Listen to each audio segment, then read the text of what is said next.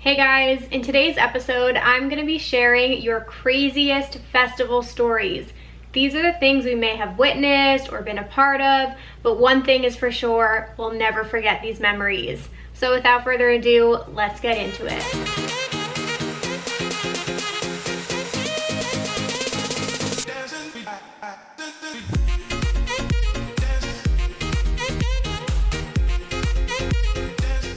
Hey guys, welcome back to Rave Culture Cast, your weekly guide to the EDM community, music festivals, and more. I am your host, Emma Kapotes. Thank you all so much for tuning in this week. Happy Wednesday. I hope everybody is doing good, you're feeling healthy, you're having a great week so far. I'm super pumped for today's episode, so thank you guys again for listening. This is my first solo episode in quite a while, you guys. I have been on an interview kick and plan to keep that going, so I hope you guys just, enjoy this time with me right now. We'll bring these episodes back for sure because I love sharing your stories, but I'm having a lot of fun having guests on here and meeting new people in this community and introducing them to you. So I hope you guys don't mind, and I hope you've been enjoying all the episodes so far. Definitely stay tuned, subscribe, follow all of the things because we have some incredible guests coming up in the next few weeks, and I've got a couple surprise announcements tucked up my sleeve, so stick around for the end of today's episode and maybe I'll spill some tea. But before we get into things, you guys, I would absolutely love it if you could give us a follow at raveculturecast and at Emma Kapotes on Instagram and Twitter. And if you guys prefer to watch the episodes, you can check us out on YouTube under my name, Emma Kapotes. There's a whole Rave Culture Cast playlist over there if you guys want to watch the interviews and all that fun stuff. Lastly, if you could rate and review on iTunes. I see you guys writing comments. Thank you all so much for doing that. If you have time, throw a couple stars. Any little bit helps. Send a link to a friend or, somebody in your Rave fam. Do you know somebody who needs a new podcast to listen to? Send them a link today. You know what I'm saying? I also really appreciate you guys screenshotting this and making it your Instagram stories. Again, tag at raveculturecast. Really appreciate the love and support. It's been amazing seeing you guys sharing it and enjoying the episodes. So appreciate all of the love. And lastly, let me ask you guys something. Are you ready? Do you want to connect with other ravers and EDM fans? Are you looking maybe for a rave fam or other people to chat to about some of your favorite topics and hobbies? Have you joined our Facebook group yet? Because if you guys haven't, what are you waiting for? Come join the conversation, join the Rave Culture Cast community group. I will have a link down below in the description. It's incredible. We have over 300 ravers in there at this point, which is amazing. I'm posting in there all day long. Everybody's starting different threads and we're chatting about, all things related to EDM news and festivals and what's going on, buying tickets to things. So if you guys want to meet new people, it's definitely the place for that. So come join our family. We would absolutely love to have you all. All right, so let me get into our listener of the week. For those of you who don't know, at the top of every episode, I like to highlight one of our listeners, and it is completely based upon your nominations. So if you guys have somebody you want me to shout out that has made an impact in your life or an impact to this community, please feel free to email me, raveculturecast@gmail.com, with your nominations. I am running low, so definitely send me some emails. So this one today comes from Shirley Delgado. Shout out Shirley. She says, "Hey Emma, I would like to nominate my good friend Alberto Hernandez as the listener of the week. I actually have never met him in person, but the friendship we have online is great and I cannot wait until we meet in person. It all started with my Audiotistic vlog where he spotted his group's totem and he commented on the video. Funny thing is, I kept looking at his totem at Audiotistic because I really loved it and I wanted to go compliment it, but it was too packed of a crowd. It was a mala mask with a Mexican flag. Anyways, we started following each other on all socials and he is the funniest guy ever. We even FaceTimed during the Mala live stream a few weeks ago. He is one of my biggest supporters with my new Rave sticker sales and I appreciate him a lot. As a content creator yourself, I am sure you know how great it feels when someone comments and supports your content. And that's what he does with everything. Thank you for all of your support at Sancho Berto. We will all rage together soon." And that is from Shirley Delgado. I love that. That warmed my heart so much. Guys, Shirley is wonderful. She has her own YouTube channel, and we've met like online as well, which is crazy, and she's a fantastic raver, so definitely go check out her channel. But huge shout out to her supporter, Alberto Hernandez. You are our listener of the week. Keep being amazing, keep being awesome, and you know, you found a great person to support. Couldn't love her anymore. So yeah, thank you both for writing in and being our listener of the week. And again, you guys, feel free to send in any emails to raveculturecast@gmail.com to have a shout out just like this. All right, we're jumping right into the episode, you guys, because I don't have an interview today. This feels weird. I haven't done a solo cast in like a hot minute, so my voice is definitely not gonna last that long, but we'll give it our best shot. So just to give you guys an overview of how today's episode is gonna go, I am gonna share some of my craziest festival stories with you here at the beginning, and then I posted in the Facebook group and got some comments over there, so I'm gonna read all the Facebook comments, and then I have a few emails to end things off. And then lastly, if you guys are new here, at the end of every episode, I do an EDM news segment, and then I give my song of the week recommendations. And like I said, today I do have a special announcement, so stick around till the end. Okay, let me just jump right into things. I was really trying to like dig into my memories because it's been a minute. We've all haven't had shows in quite a minute. And I texted my Rave fam and I was like, guys, like what would you think of? Like what comes to mind for your craziest festival memories? And I have to be honest, I'm sorry if this sounds lame, but we're a little tame. We don't really have anything like super crazy, I'm not gonna lie to you. I've definitely witnessed some things, so I'm gonna share that. And please excuse me if anything slips my mind. I maybe will do a part 2 of this, similar to how we have multiple parts to the embarrassing stories. So that's definitely a possibility. Okay, so the number one thing that came to mind, I have a couple here. These are in no order. These are from random festivals in different years. I'll try and remember where they took place. But one that happened last year, I believe it was night 3 of EDC Las Vegas. Yeah, because it was during Chris Lake's set and he was at Cosmic Meadow. So it was probably earlier in the night. I want to say it was like 9:30, and it was early enough that we were against the rail, which was amazing because hello, it's Chris Lake. Like, absolutely love that man. His set was fire. That's besides the point. So we're up against the railing and we look to our right and we see a pretty inebriated young man, and he's like kind of like pushing himself up against the railing, but he's by himself. And we very quickly realized that he was peeing on the railing and completely oblivious to everything, because right on the other side of the railing is all the security guards and the production team and things like that, who are, you know, making sure everybody's okay. So we just watched this whole thing go down, and they obviously like pushed him back and like looked at him, and he like takes off into the crowd, and they hop the fence and they run after him, and I'm pretty sure they caught up with him and he was kicked out. But yeah, that's on the tamer side, but I would say that's like a pretty typical thing you could expect to see, because obviously a lot of people are maybe not in the best headspace, you know, so that can be something that can definitely happen at a festival.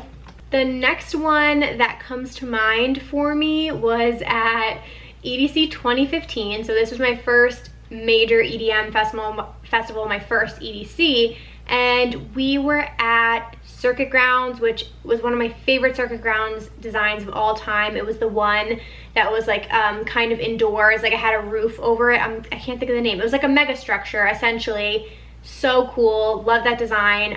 So I was with my best friends Vicky, Tara, and Diane, and we had met our friend Brady that year. He was from Salt Lake City, and so we were all getting to know each other. It might have been, it was the second night, it was Saturday. So it was late at night, like this was after midnight, and we're like, we're in this stage, and Vicky didn't feel good, so I believe her and Diane went and sat against the railing, like on the side, and me, Tara, and Brady went over to check on them just to see how they were doing. And when we walked over there, we just like look to the right, and like sitting down right next to her, I can't remember if it was a guy or a girl, I'm pretty sure it was a guy. He was just sitting there with like a plastic bag full of mushrooms, just like shoveling them into his mouth. And I know that probably doesn't sound crazy to a lot of you guys, but as a young raver, like that was my first EDM festival. Like obviously now I've seen everything, you know what I mean, like nothing even fucking phases me anymore, but at the time I was like, oh my god, what the fuck is going on? This guy's just shoveling mushrooms in his mouth. And it was just a really funny sight, and I feel like it just kind of accurately describes some of the shit you'll see at festivals. So that was a pretty funny moment, and that night ended up just being crazy. I haven't talked about that too much, but I felt so bad. Like Vicky like really did not feel good, and her and Diana ended up leaving by themselves, which again, when you're young ravers and we had the idea like never split up, we always are going to be together, like this is such a big festival, it was so scary. Now I know it and I would have no problem with that, but you know, it was a very big deal that we were splitting up. So the two of them went back to the hotel, and then me, Tara, and Brady stayed, and it ended up being one of the best nights of my life. Like I saw Hardwell, I saw Armin van Buren, like such a good night. But I'll always forget that memory of that kid just sitting there shoveling mushrooms in his mouth. Great memories. Okay, some other memories. You guys, I feel like some of you are gonna be like, that's not that crazy, but I'll never forget two of the incidents that happened at EDC Las Vegas. One was when Excision like literally broke Circuit Grounds because his bass was so fucking loud that it literally like broke Circuit Grounds, like it shorted everything and the power went out. So that was pretty crazy to witness, but like not surprising at all that it was during an Excision set. Like I would expect nothing less from him. So that was definitely a fun one. Okay, so another one was, I wasn't there to witness it happening, but we went by it afterwards. Some of you might know that Bass Pod caught on fire at EDC one year. This is the stage design that I was obsessed with. They had it for 3 years. It looked like these big alien X's. It was supposed to look like an alien spaceship kind of thing, but they shot fire out of the top of it, and it was so hot at that stage, and one of them caught fire one night, so they ended up having to shut down Bass Pod for like part of the night. And we went by it and the whole thing was like burned down the side of it. So that was one of the crazier EDC moments, because I remember that was just like, must have been a nightmare for that production team to deal with, but like shit caught fire. It was pretty lit. Any other memories that I have? I had to say getting lost twice. Again, maybe not crazy as in like not suitable for work crazy, but living the experience, different story. Like for sure the most memorable moments, and I've talked about these a few times before, but for anybody who's new here, I got lost at the first EDC 2015 with my little Tara. I decided I needed to use the bathroom during Tiesto's set, which was at main stage, and like idiots we split up from our friends and thought that would be a good idea and that we would find them in the crowd of like 15,000 people or however many are at main stage. Yeah, it was not easy. We got completely and utterly lost, and it was like a complete nightmare.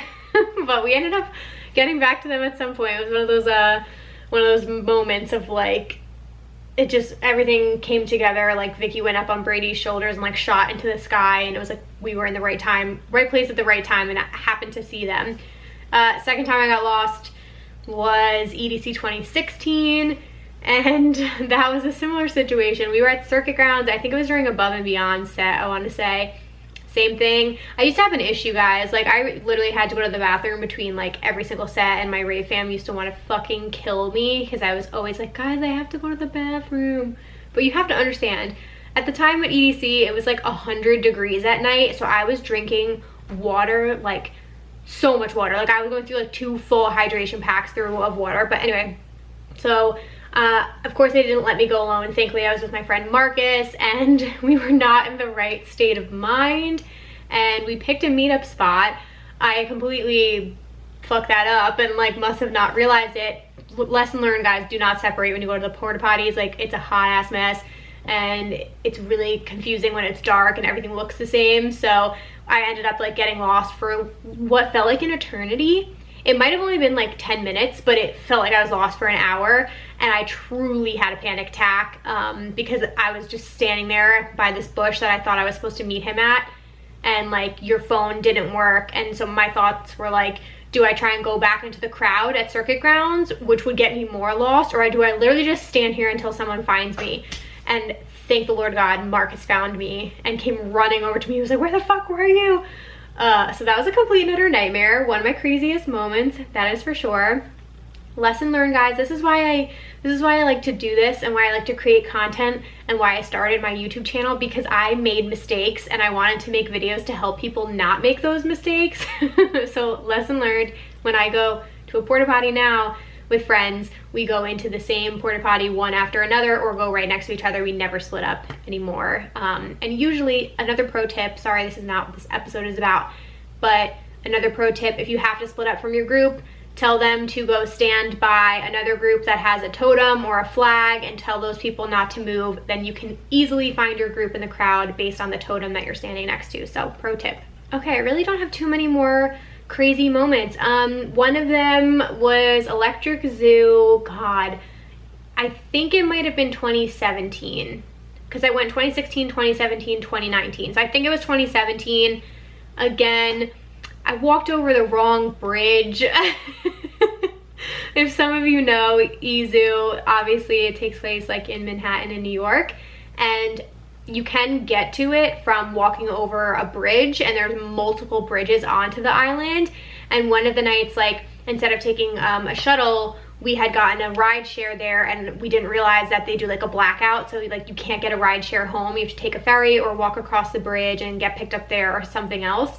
So we walked a bridge and no one knew which bridge was which, and then somebody told us, okay, if you want to go back to Manhattan, take this bridge.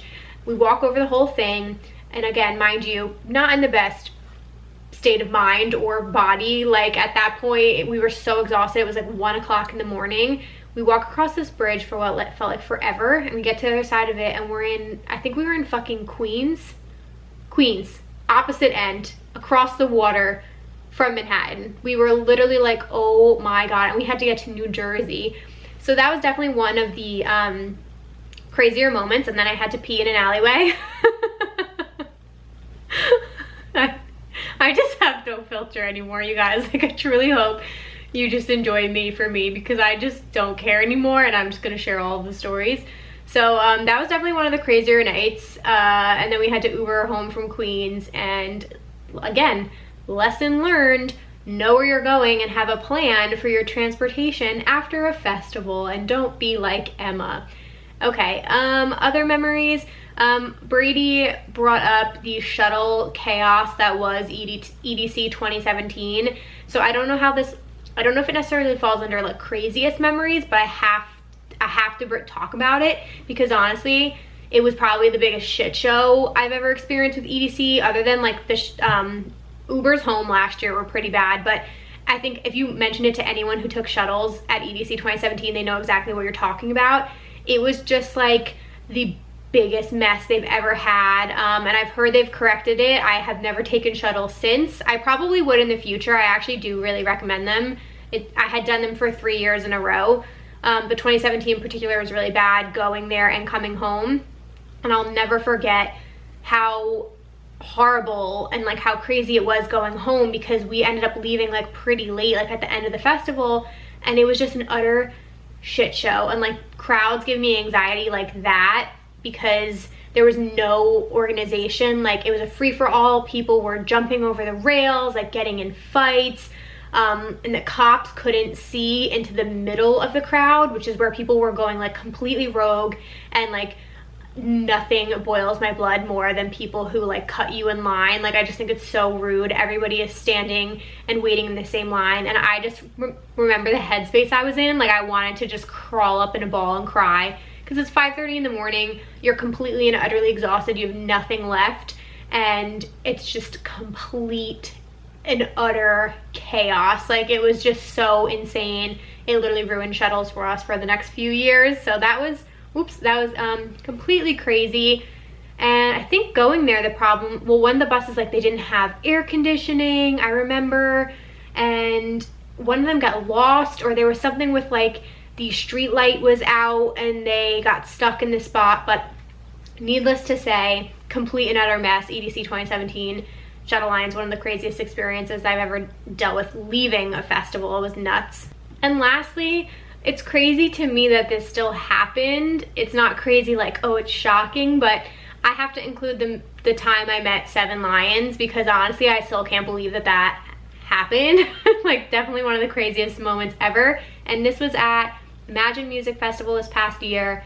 I was with Vibe with Aid and Taylor Bruno, and we literally had just finished watching him completely murder main stage. It's still one of my favorite sets I've ever seen of all time. Like, he was amazing. It was so good. And so we go back over to the Disco Inferno stage, and it was like a Dirty Bird takeover, and this was Sunday night. Like, we're getting ready to end the night, and we're enjoying Claude Von Stroke, I believe it was, and we're just dancing.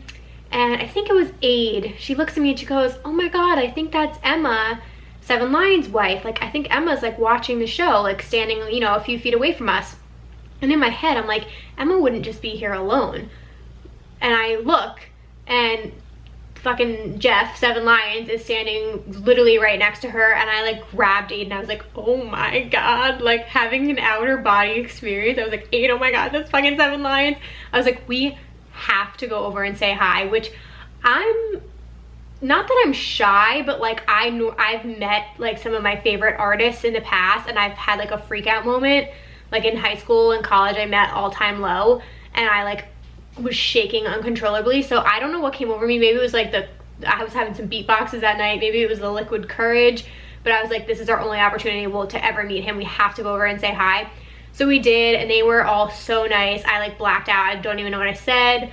But Emma, his wife, is the sweetest thing in the entire world. We met Jem and Tori was there as well, and nicest people ever. And then I spoke to him briefly and gave him a hug, and I was like, oh my, what the fuck.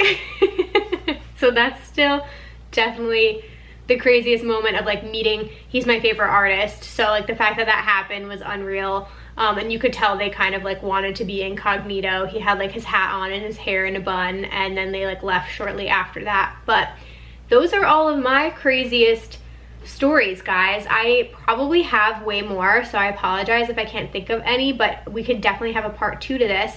But I really just want to get into all of your stories now. So I'm going to go through your Facebook comments, and then I will go to the emails as well. But first off, I'm going to take a super quick break. Hey guys, I just wanted to remind you about my Glow Effects offer. If you guys need any new rave and festival accessories, flow toys, glasses, anything, they're extremely high quality. I have so many different items in my collection. You can shop through the link below and use code EMMAK to save 10% off your orders. Thanks, guys. Alright, so let's get right into the Facebook comments. And again, there will be a link down below in the description box if you guys want to join the family, and then you can participate and I can read your comments out.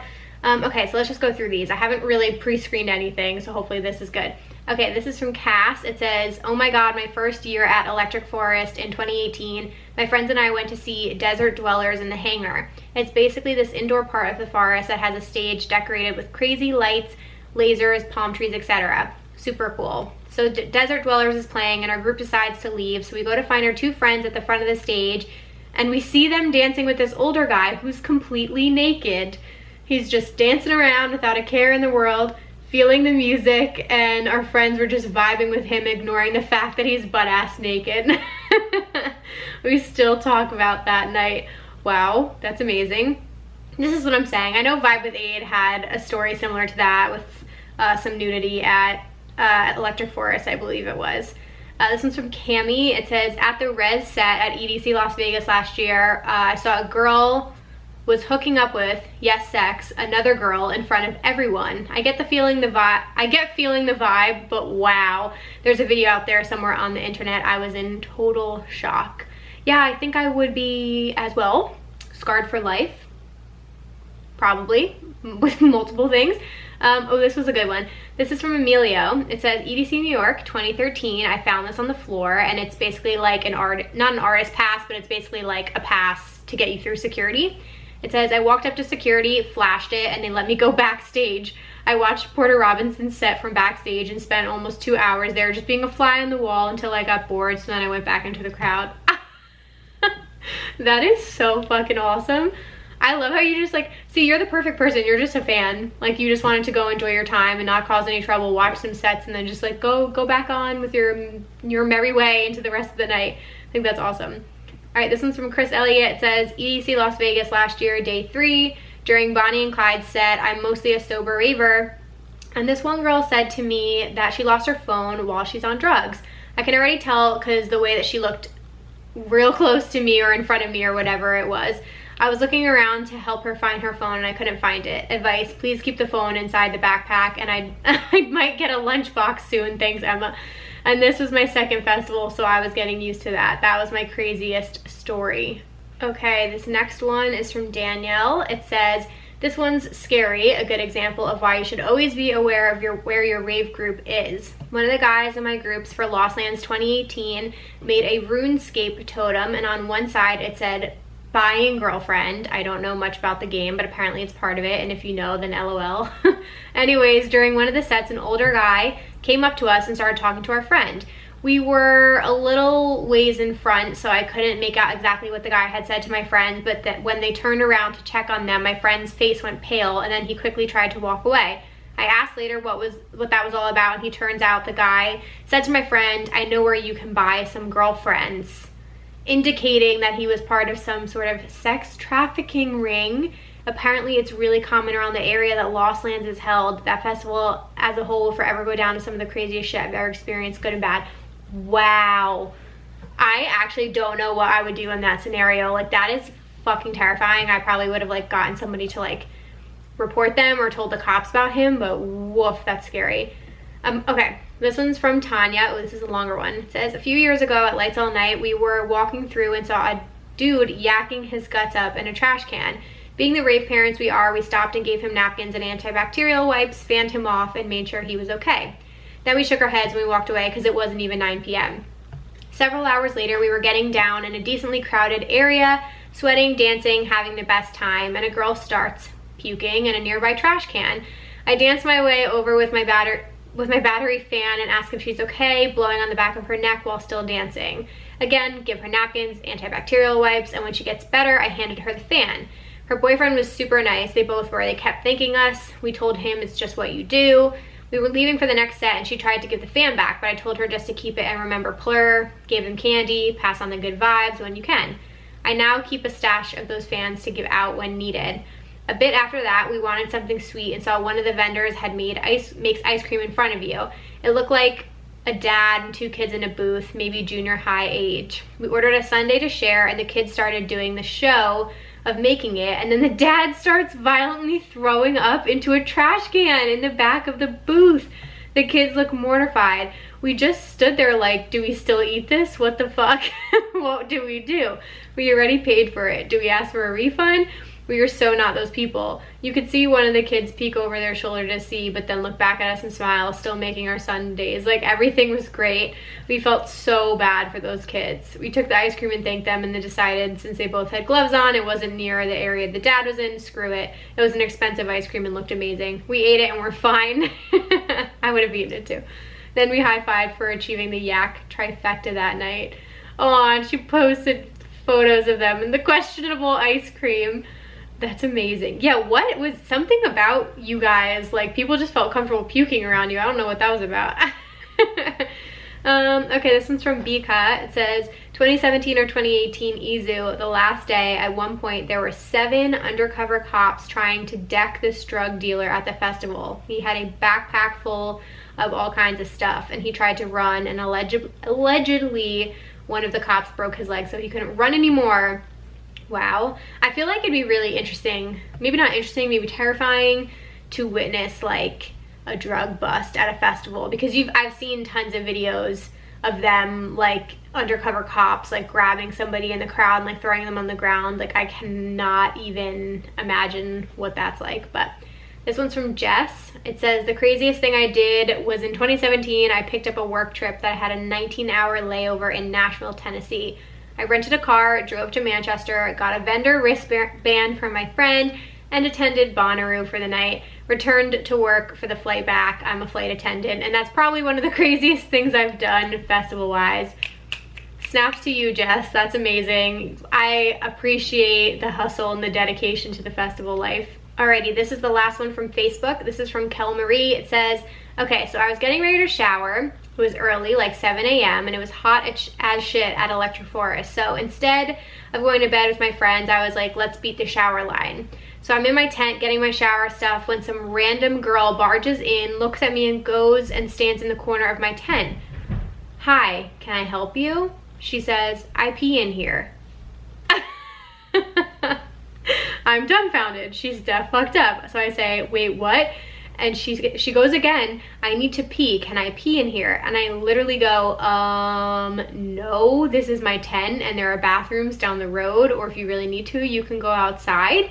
So then she goes outside in the middle of all the tents, like not in a discreet area, and just pisses in plain sight. Then she comes back into my tent and takes my flip-flops. So I run after this bitch, like, I'm like, yo girl, those are mine. No thank you, I'll take them. And looks at me in the eye, gets bullshit and snaps, I was just trying to put them in the hallway for you. Well, she was sleepwalking, I guess. Her boyfriend found her shortly after, laughed my ass off. Oh my God.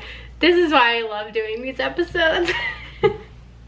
I would die if she said I was just trying to put these in the hallway for you. It's like, you know, they're not like right in the head. Like obviously something's going on or they're tired or whatever, but that is hysterical. If she peed on your stuff, I would have been livid. That is amazing. You guys really brought it on Facebook. Thank you everyone who commented. I am gonna switch over now to emails and then we'll wrap up the episode.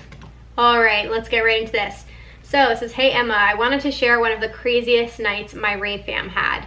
This story takes place at Imagine 2019. If you remember me from the embarrassing Rave stories, I was the one who butt dialed my boss twice. Oh, I remember. Okay, so it's day one and me and my friends are getting ready. As you know, girls take a while to get ready for raves, so one of my guy friends was pre-gaming. Let's just say he was already drunk by the time we got into the venue, and as soon as we get in, he buys us all shots, which no one wanted to take. So he ends up taking 5 shots right off the bat. Wow, y'all, you guys should have taken some of those. He says after that we all went to the bathroom and we came out, we couldn't find our drunk friend. We start looking for him and shortly find him after. He's on the floor crying, no, not crying, wailing, like sobbing into his hands, and we had no idea what had happened. We try to get him under control, but we can't. Not soon after, undercover cops are surrounding us. They asked us what he took, and we told them he's just been drinking, and they didn't believe us. So they took him to the medic tent, and that was the last we saw of him until we get back to the hotel. But wait, there's more. So now it's Imagine day 3. We all wanted to go pretty hard since it's the last day. Somehow all 5 of us get separated early on in the night. We all had taken some party favors, so we were all in our own little world. I luckily find 3 of my friends, but we couldn't find our last friend for the life of us. We tried calling, texting, but you know how it is. Luckily, we set up a meeting spot the first day, so if anything like this happened, we could find each other. At the end of the night, we finally find our lost friend. She was looking like a hot mess.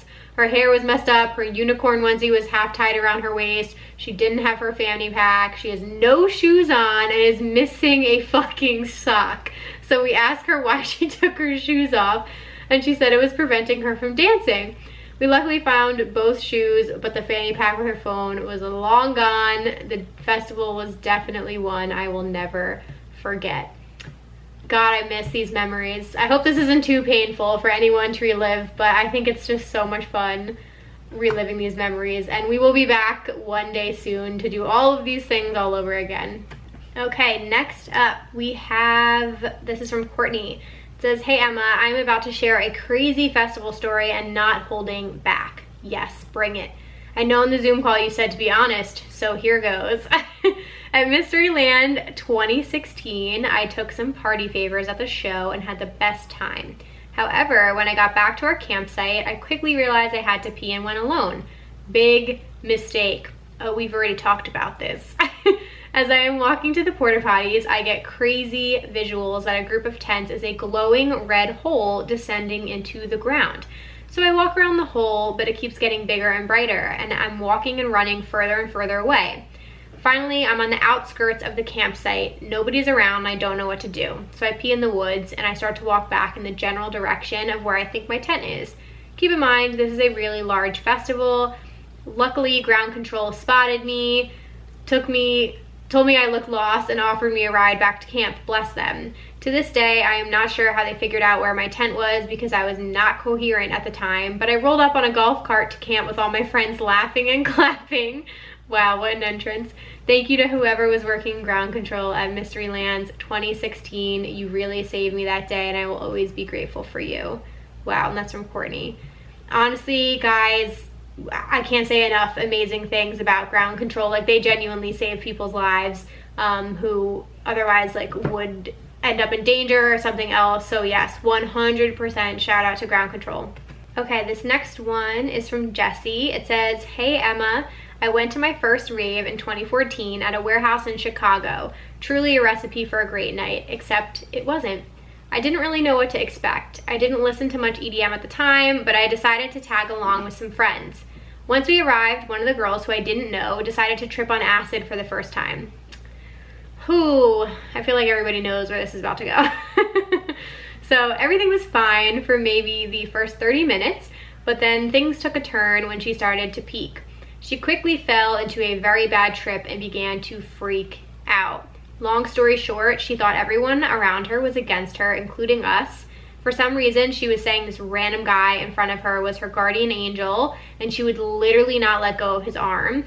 Luckily, this guy was nice enough to understand what was happening and was there by himself, so he decided to spend the time with her alongside us trying to calm her down.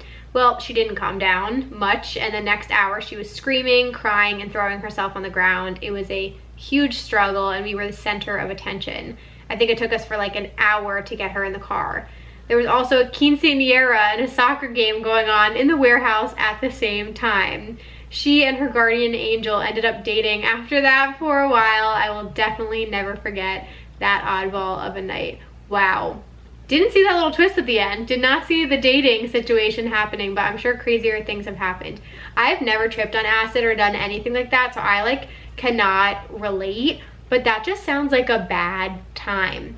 I could be wrong. I'm sure like people who love doing like hallucinogenics and things like that would say like there's so many positives that come out of it, but these situations are what scare me out of it, because it's like you just ruined your whole night, you ruined everybody else's whole night, you affected this other guy. It's like there's just so many scenarios that could definitely go wrong. Okay, this next one, I'm not sure if it's Jade or Jaid, so I'm sorry if I pronounce that wrong, but it says, "Hey Emma, it's Jade here. Longtime listener and first voice memo title holder. Here's my crazy rave story. The night was Escape Psycho Circus, night 2 at the Nas Event Center. I had gone that night with some friends who decided to go last minute, so we went into the night sort of unprepared. The initial plan was we had one friend who was going to purchase a pill from a dealer, and we were supposed to meet him at a VIP entrance at one of the stages. I had my stuff ready to go, and so did my other friend. Our fourth friend, luckily, was sober that night. The people with stuff take their stuff before we walk into the gates, and then we're on our mission, we go. At this point, 45 minutes pass while we're waiting for this dealer outside the VIP entrance, and the things we consumed earlier by my friend, we were hitting hard. The guy shows up, and him and my friend step to the side to make their exchange, and while waiting, we see this man and woman about to enter VIP when they get stopped by a cop. The man, obviously under the influence, falls to the floor in panic when he sees the cop and starts to get arrested for possession of drugs. Naturally, as a person also under the influence watching this go down, I also start to panic. My friends and I, who are rolling, break down crying, feeling terrible for this guy, and our sober friend had to console us to calm down. Sadness quickly turned to panic again when we realized we were in the worst case scenario, watching an arrest while committing a crime. Our friend finished his purchase and we ran out of there as fast as humanly possible and went on with our night pretending we didn't see that. Hope you love this blunt story. Thank you, Emma. I think, honestly, like a lot of people have probably been in similar scenarios. That is definitely for sure, but I'm glad you guys ended up being okay. All right, and here is the last email. I'm very excited. Okay, it says, "Hey Emma, my first time emailing you, but I've been listening to the podcast from the beginning. That's so awesome. And watched all of your videos on YouTube. Lately, I've been living through you and rewatching all of your EDC Las Vegas vlogs since the pandemic. That's awesome. My name is Brianna, but everybody calls me BB or Beebs for short. You can call me that too. Me and my husband, at the time fiance, went to Coachella 2018. That is our local festival, and me and him have gone a couple times since 2013. By this year, we feel like we pretty much have it handled, and my little sister and her BFF came with us. It was their first times. So it's Friday night, night 1 of Coachella, and we go see Dioro. We're in the middle of the crowd, and me and my man decide to eat some acid that was on a gummy bear.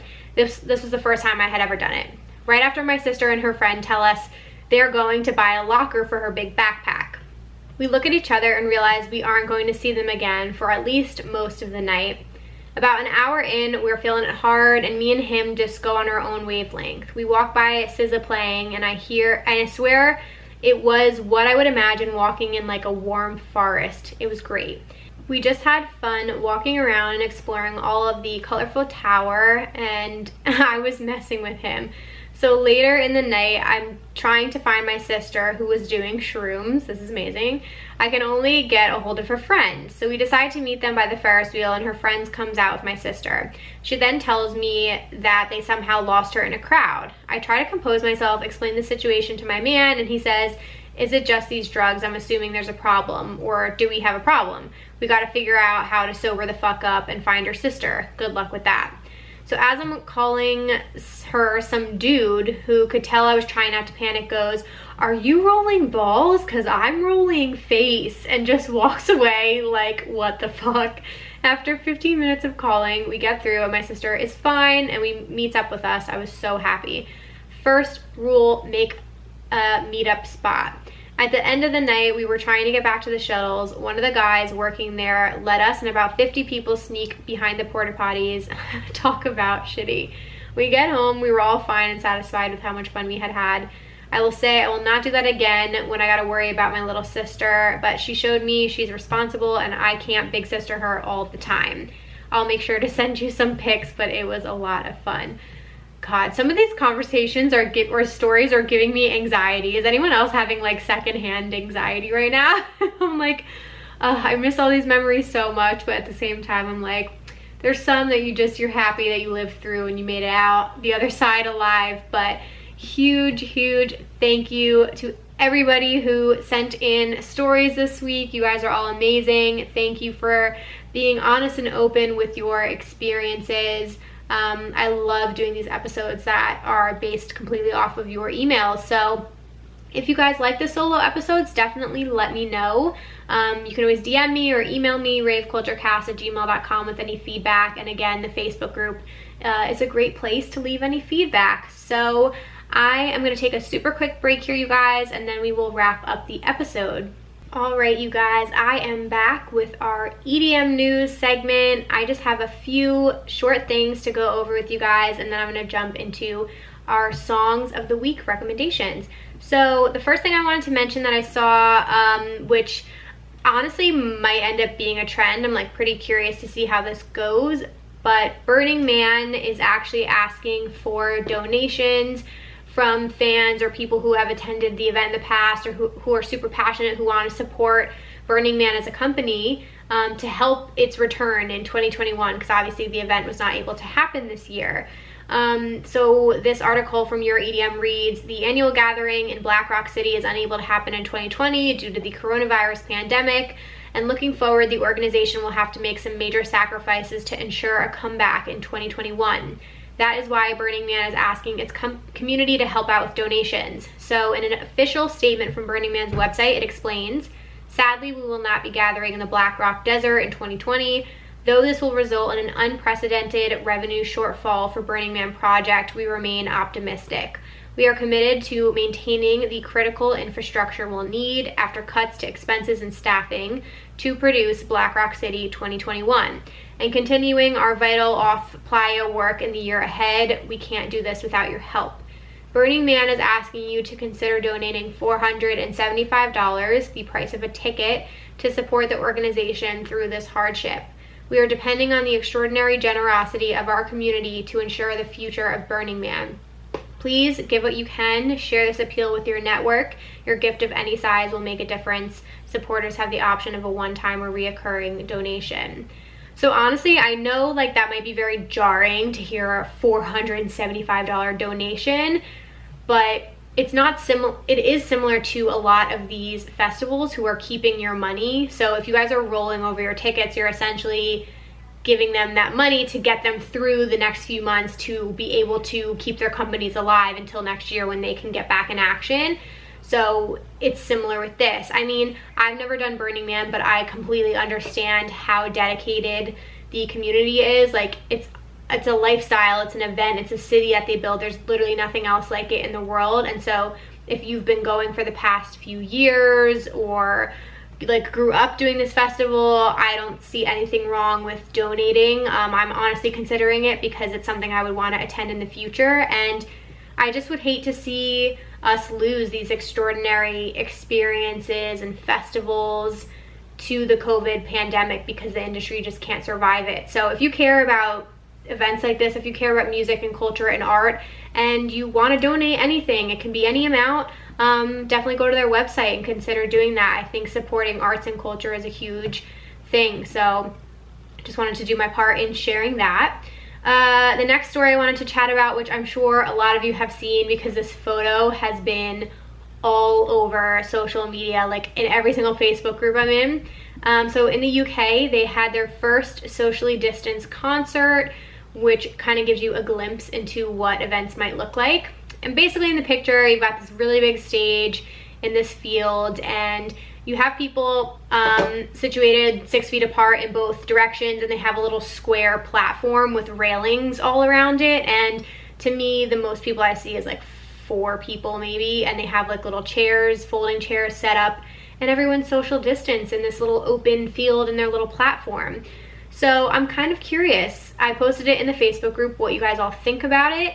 I mean, I'm here for it. I still want to do a drive-in rave. Like, if everything's safe and you can, you know, getting in and out is still handled in a safe way, if it's an outdoor gathering and you can wear a mask or whatever, why not go enjoy a show? I think these are situations that may never happen again in our lifetime, so it's kind of cool that you get to say, like, you went to that socially distanced concert in 2020 and experienced it. So I think it's interesting. Again, if places want to get innovative and keep this community alive and can do things safely, then I'm here for it. And I think it's really interesting. So definitely go check out that photo. And lastly, I had to do this story and do a major shout out to my man's Oliver Heldens. I thought this was really cool. So he was actually named the biggest selling dance artist of the last 12 months. And that was from Beat Stats.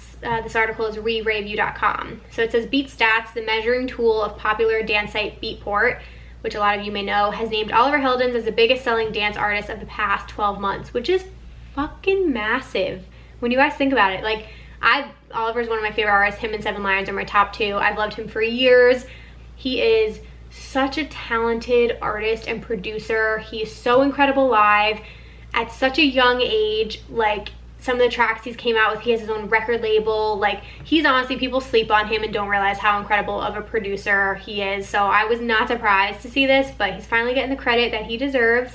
So it says, the Stats measuring service takes into account all purchases and downloads from the Beatport site and calculates which artists have performed best over a year-long period, with Heldens topping the chart since August 2019, beating off some stiff competition from the likes of David Guetta, Medusa, Morton, and Gorgon City.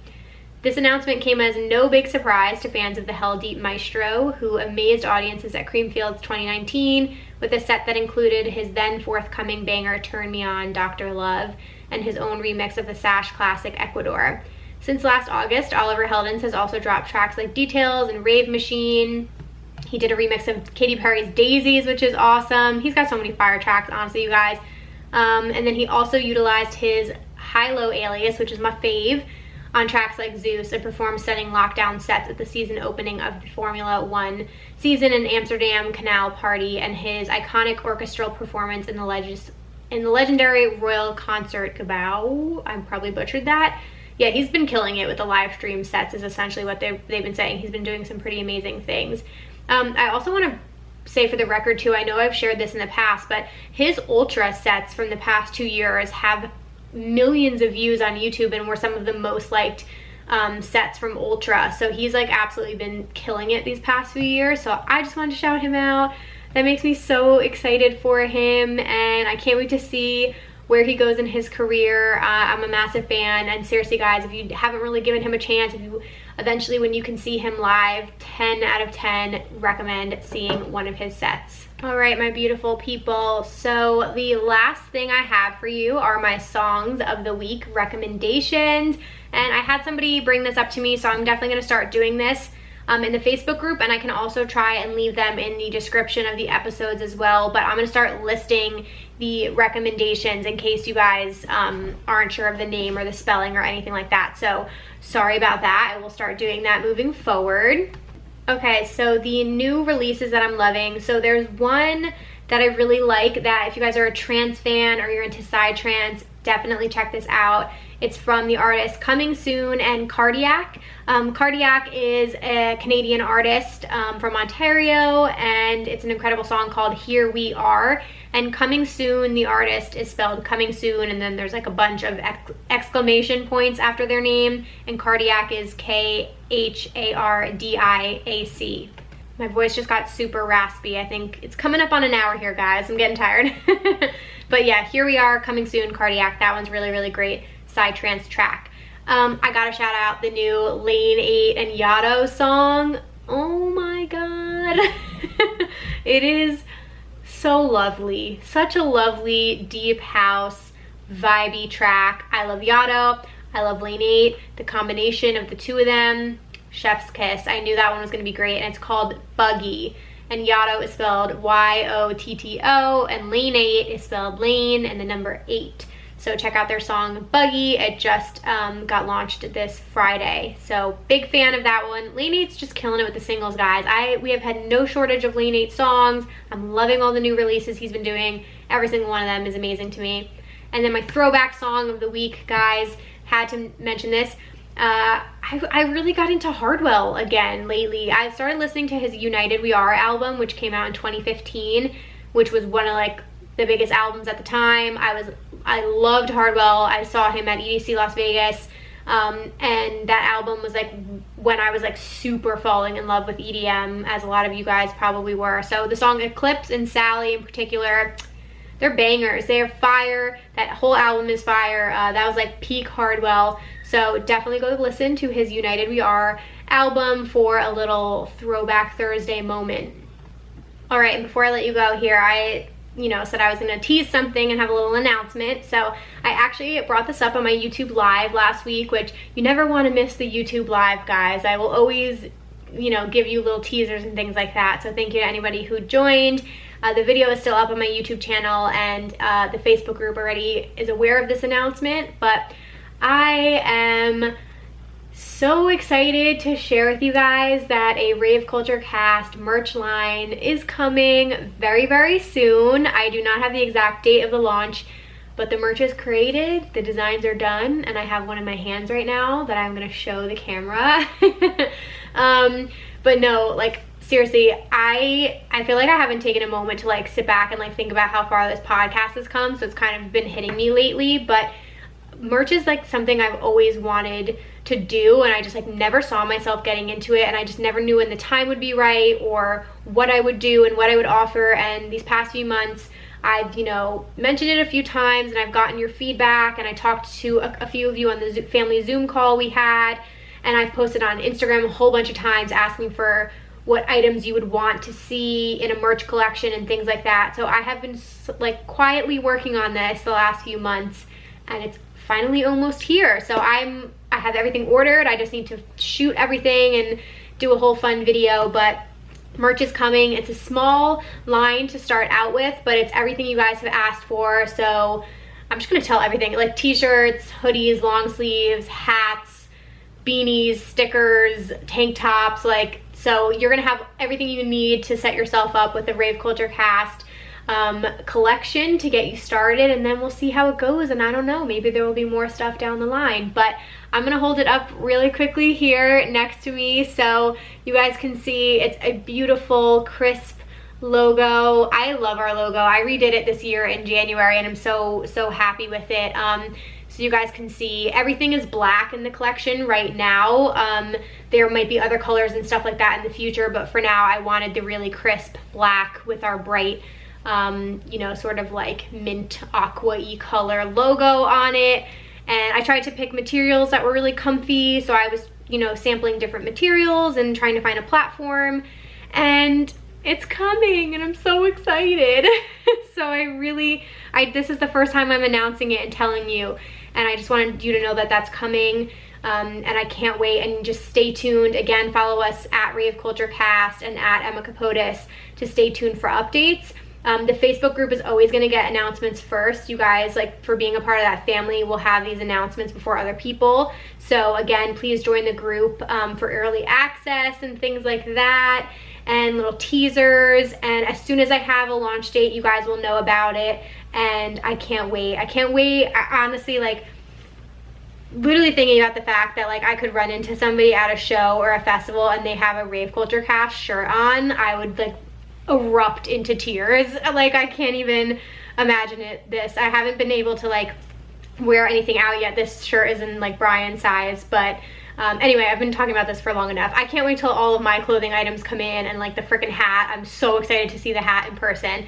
So get pumped, you guys. Stay tuned for some special announcements. Thank you all so much for being so supportive over this past year and a half, and for sharing the podcast with people. Like, when I say every little bit helps, you know, every little bit helps. I do this all organically. So telling a friend, sharing this on your Instagram stories, tagging me in it, joining the Facebook group, reviewing on iTunes, like subscribing to my YouTube channel, all of those little things support small creators and mean the world to me. So I truly put my heart and soul into this, and I hope you guys can tell that. And I did that with this merch collection, so I can't wait for you guys to have your hands on it. Oh my god, this is crazy. Anyway, thank you all so much for listening to today's episode. Get pumped for some of the interviews I have coming out in the next few weeks. And I think that's all I have for you. I hope you all stay happy and healthy, and please send in some Listener of the Week nominations. And other than that, I will be back next Wednesday with a new episode. Peace.